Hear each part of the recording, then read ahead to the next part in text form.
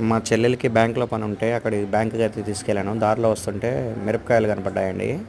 ఇవి చాలా ఫ్రెష్గా ఉన్నాయి. చూడంగానే నాకు మిరపకాయ బజ్జీ చేసుకుని తినాలనిపించింది.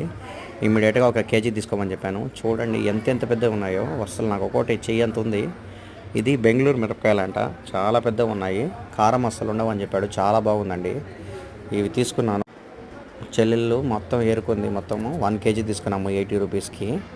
తర్వాత ఇదే కూరగాయల అంగడిలో పక్కనే ఇంకా ఫ్రెష్గా చాలా వెజిటేబుల్స్ ఉన్నాయండి. నేను క్యాప్సికమ్ తీసుకోమని చెప్పాను. దాంతో కూడా బజ్జీ వేయచ్చు కదా. క్యాప్సికమ్తో కూడా బజ్జీ చాలా బాగుంటుంది స్టఫింగ్ బట్టి చేస్తే. క్యాప్సికమ్ కూడా తీసుకున్నాము. తర్వాత ఇంటికి తెచ్చి ఇట్లా మిరపకాయ ఓపెన్ చేసి మొత్తం లోపలదంతా తీసేసాము. తర్వాత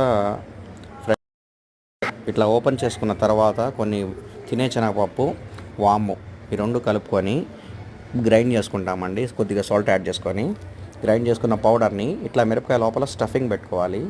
ఈ స్టఫింగ్ ఏనండి మెయిన్ మనకి టేస్ట్ ఇచ్చేది బజ్జీ లోపల.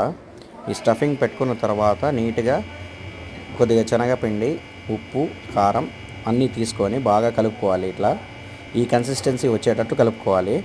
కలుపుకున్న తర్వాత నీట్గా బజ్జీలు మా పిల్లలైతే మిరపకాయ బజ్జీ అంటే అస్సలు తినరు. అందుకని వాళ్ళ కోసం స్పెషల్గా పొటాటో బజ్జీ, అది కారం లేవన్నా కూడా తినరు వాళ్ళు. ఇట్లా మిరపకాయ బజ్జీ వేసుకొని వేడివేడిగా సాయంత్రం పూట కూర్చొని తింటే ఉంటుంది.